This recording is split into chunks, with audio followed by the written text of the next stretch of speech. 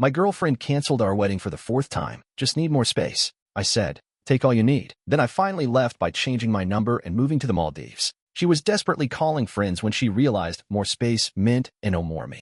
The restaurant was Marina's pick, of course. Dim lighting, velvet chairs, soft jazz humming in the background. The kind of place where the menu didn't list prices and waiters refilled your wine glass before it was even empty. She had that careful smile on her face the whole time, the one she used when she was trying to manage a situation before it started. I knew something was coming. We were 2 weeks out, 2 weeks from our supposed forever. I had the guest list saved on my phone, knew the schedule for the florist, and had just dropped a final deposit for the horse-drawn carriage Marina insisted on for the photos. Not that I ever cared about that carriage. She looked stunning. She always did. Soft waves in her hair, that gold necklace I bought her in Charleston. She reached across the table and placed her hand over mine like it was a casual, tender moment. I've been thinking, she said gently, voice wrapped in sugar. Here it comes. I'm not sure this is the right time to go through with the wedding. I stared at her hand for a moment. Her nails were done in soft pink, perfect as always. Oh, I said. I reached for my wine. I need some more time. Mentally, emotionally. I want to make sure I'm really centered before we step into something so permanent. The 4th time, for cancellations in 5 years.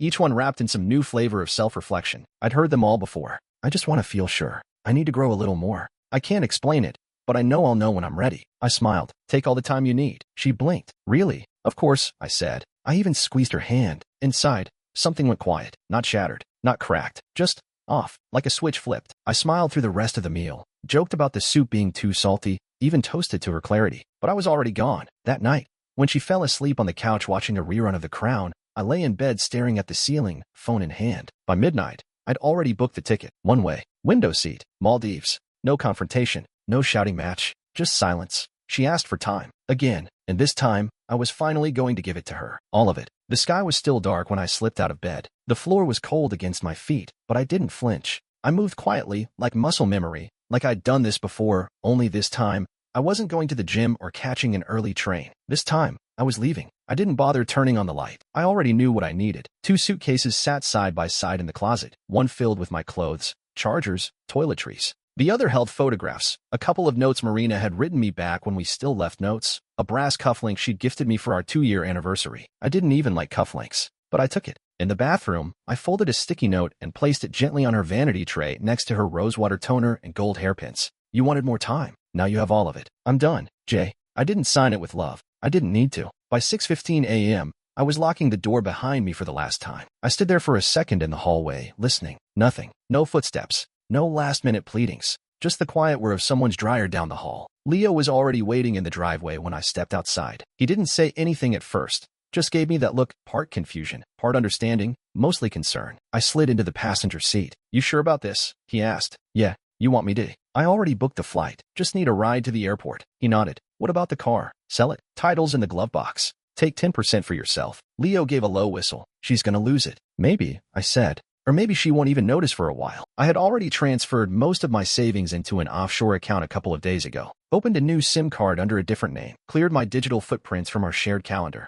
It wasn't hard. You learn to prepare for endings when someone keeps stalling the beginning. At the airport, Leo helped me unload the bags. He didn't try to stop me. He just clapped me on the back once. You really done? He asked. I nodded. This time, yeah. He pulled me in for a hug. Rare. For him. Then got back in the car and drove off. The Maldives ticket in my hand felt heavier than it should have. I glanced once at my phone, still on airplane mode. No missed calls. No texts. Not yet. She'd wake up in a few hours. Find a note. Maybe panic. Maybe not. But it wouldn't matter. By the time my flight took off, I was somewhere above the clouds with a half-finished whiskey in my hand, watching the world shrink below me. It felt like a confession, a release, a quiet kind of revenge. I didn't slam the door. I didn't scream. I just vanished. The villa sat above the ocean like something out of a magazine I'd never let myself buy. Pale wood, billowing curtains, endless blue water in every direction. When I stepped barefoot onto the deck that first afternoon, the silence was louder than anything I'd heard in years. I slept for 2 days straight. No alarm, no meetings, no dress shirts hanging on the door. Just me, the sea, and a slow exhale that didn't stop until the second morning when I finally opened my eyes and didn't feel like running. Room service brought strong coffee and fresh fruit every morning. I started taking my laptop out onto the deck around noon. There was no rush. I only picked the clients I liked. Remote consulting was easy when you didn't have to pretend anymore. My phone, now with a new number, buzzed once a day. A single text from Leo with a short update. Leo, she called 10 times yesterday. Leo, Camille's asking where you are. I said, alive. That's all they get. Leo, you'd think the world ended. They don't get it. I never replied, but I read every one. Late in the afternoon, I would swim out into the open water, float on my back, and stare up at the sky until I forgot what week it was. Some mornings I forgot I'd ever had a wedding planned at all. One day, Leo texted again. Leo, she's spiraling, crying to her sister, freaking out. She says she doesn't understand why you didn't wait for her. I was sitting on a sunbed with a cocktail in hand when I read it. Some fruity, overpriced thing with a slice of lime and a tiny umbrella. I laughed, not hard, just enough to feel it in my chest. I sent one line back.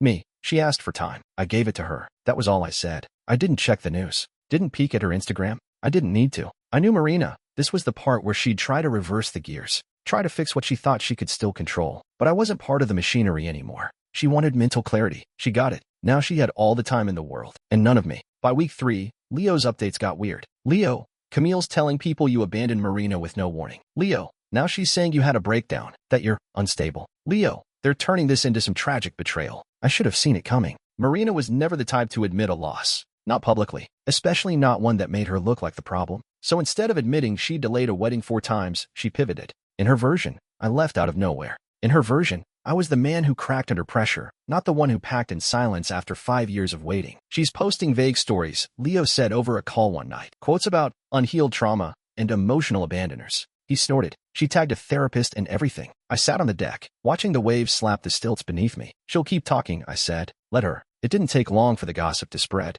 Old friends texted me out of nowhere, half concerned, half curious. Hey man, just heard about what happened. You okay? She said you vanished without a word. What's going on? Camille said you might need help. You good? I didn't reply. Let them stew. Meanwhile, back in LA, the unraveling had begun. The lease on our loft had been under my name. I'd paid 6 months ahead, anticipating a honeymoon. Once I was gone, I closed it out clean, notified the landlord, cleared the account. So when the 6th week hit and Marina was still living there like the queen of a ghost castle, the landlord knocked on the door. She refused to pay.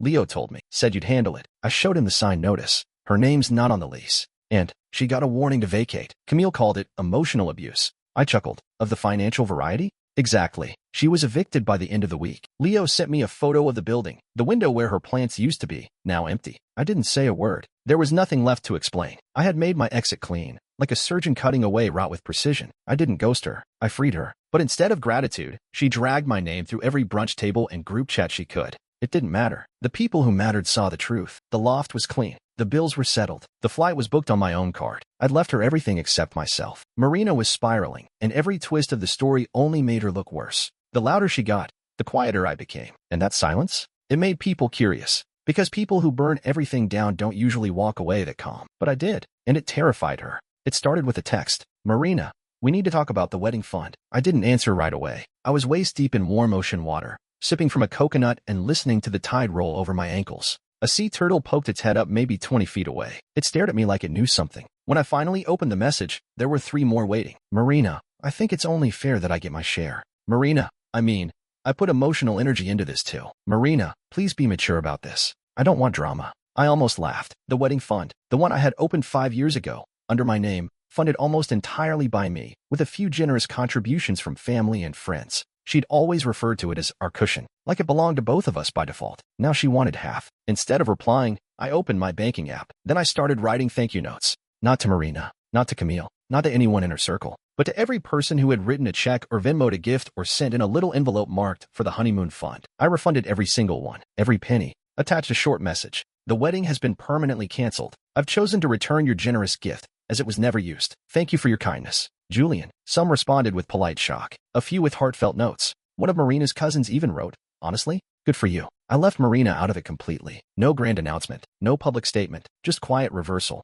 The fallout didn't take long. Leo, Camille just called me screeching. Said you financially betrayed Marina. Me, didn't know a refund was betrayal. Leo, apparently it is if she expected to skim off the top. Camille started her usual campaign. He's being petty. He's obsessed with control. He wants to humiliate her. But I didn't say a word. I didn't argue. I didn't even respond to Marina's follow-up messages. Marina, you had no right to make that decision alone. Marina, that money wasn't just yours. But it was. And even if it hadn't been, she was never going to use it for anything but leverage. So I burned the bridge, politely, neatly. She thought I'd cave. Thought I'd feel guilty enough to negotiate, or nostalgic enough to give in. But I wasn't that man anymore. She wanted emotional compensation? She could go ask time. That's what she chose, after all. The letter arrived in a manila envelope. No return address, but the stamp gave it away, downtown LA, Standard postage. Real attorney. I didn't open it right away. I let it sit on the small teak table outside my villa while I finished my coffee. The breeze was warm. A white bird landed on the railing nearby and stared at me like it had questions. Eventually,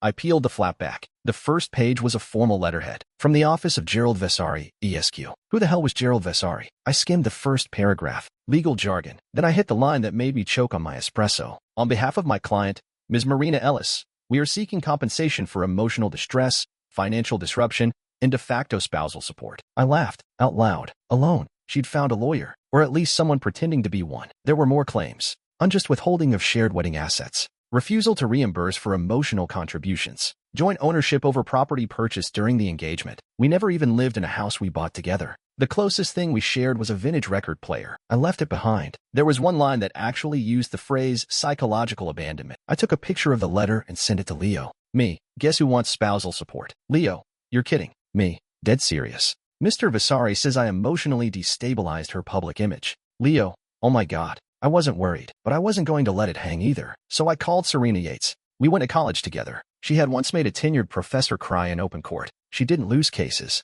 She didn't even like cases unless they were personal. I was hoping you'd call, she said. I saw the wedding photos disappear from Marina's profile 2 weeks ago. Figured something juicy was coming. I sent her everything. Receipts, screenshots, the calendar changes, even the flight I booked before Marina postponed again. Within 24 hours, she had a formal reply drafted, laced with polite threats. My client has preserved substantial evidence of Ms. Ellis's repeated cancellations, including her documented statements asking for time and space. Any further action will result in a countersuit for defamation, harassment, and frivolous litigation. We didn't even have to send it twice. 2 days later, Mr. Vasari sent a single sentence. My client wishes to withdraw her initial complaint at this time. No apology, no explanation, just silence. Cowards, Serena muttered. She was bluffing. Classic manipulator playbook. Scream legal. Hope he folds. She didn't know I'd lawyer up, I said. She didn't know you were done, she corrected. I closed the laptop and leaned back in the sun. Somewhere in the distance, a boat drifted past, tiny against the horizon. I wasn't angry. I wasn't shaken. I wasn't even surprised.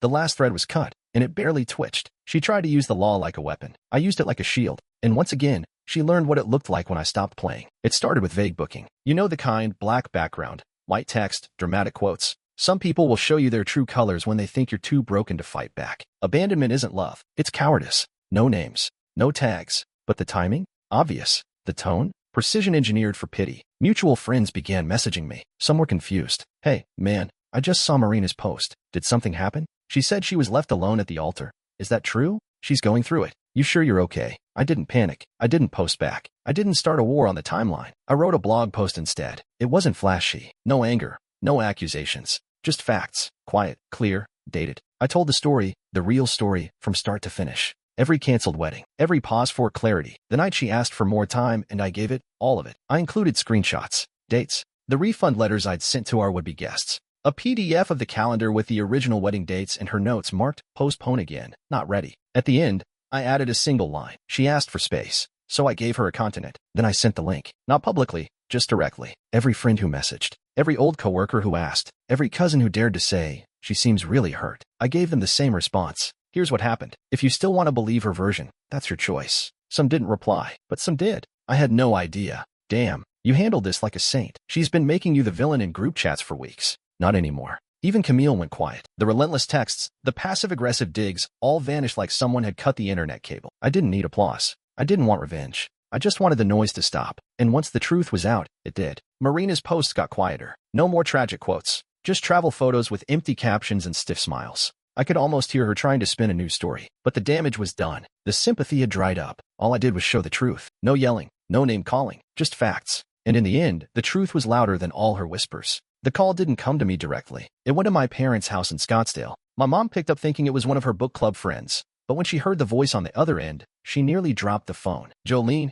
she asked, is something wrong? Marina's mother was crying. I don't know what to do, she sobbed. He just left. He didn't even say goodbye. My mom listened, polite as always, until Jolene said the real reason she called. I need you to talk to him, please. He respects you. He listens to you. My mother didn't raise her voice. She didn't even take a breath. She just said, calmly and clearly, he gave her everything. She chose delay. He chose peace. Goodbye. And hung up. She called me that night. I got a call today, she said. Yeah. I replied, already knowing. She begged. Said Marina hasn't been eating. Camille moved her into the guest house. It's all unraveling. I stayed quiet. Just listened to the crickets chirping outside my villa. The water was glassy that night, like a mirror too smooth to touch. I told her the truth, Mom said. I told her I wasn't getting in the way of your peace. For the first time in a long time, I felt proud to be her son. That was the last anyone in my family heard from Jolene. Marina didn't reach out again. Not through a message. Not through a friend. Nothing. According to Leo, she barely left the house. Camille was playing hostess/bodyguard. She's miserable, he said, but she keeps pretending she's healing. Crystals, sound baths, all that influencer crap. I didn't feel triumphant. I didn't feel anything. I stayed in the Maldives for a few more weeks. Got a tan, swam every morning, consulted with clients who only knew me by my first name and invoice number. Then I left. Peru was next, a place I'd always wanted to hike but never made time for. After that, Portugal, a small coastal town with cheap wine, fast Wi-Fi, and no one asking me if I was ready to reschedule my life. I didn't post photos. I didn't announce my journey. I just lived. Every day, I walked further from that version of me. The groom who waited too long. The man who said, take your time, even when it killed him inside. Marina stayed exactly where I left her. Still sitting in the shadow of the life we never lived. Still trying to make the waiting look noble. But I didn't block the memories anymore. I just didn't need them. She asked for time. Now she lives in it. Alone. Somewhere in the Andes, about halfway up a dusty trail that smelled like sunburn and eucalyptus, I stopped to catch my breath. A pack of hikers passed me, laughing in German. I didn't say anything, just stood there, hands on hips, staring at the cloud line. And for the first time in years, I wasn't thinking about Marina. Not the cancellations.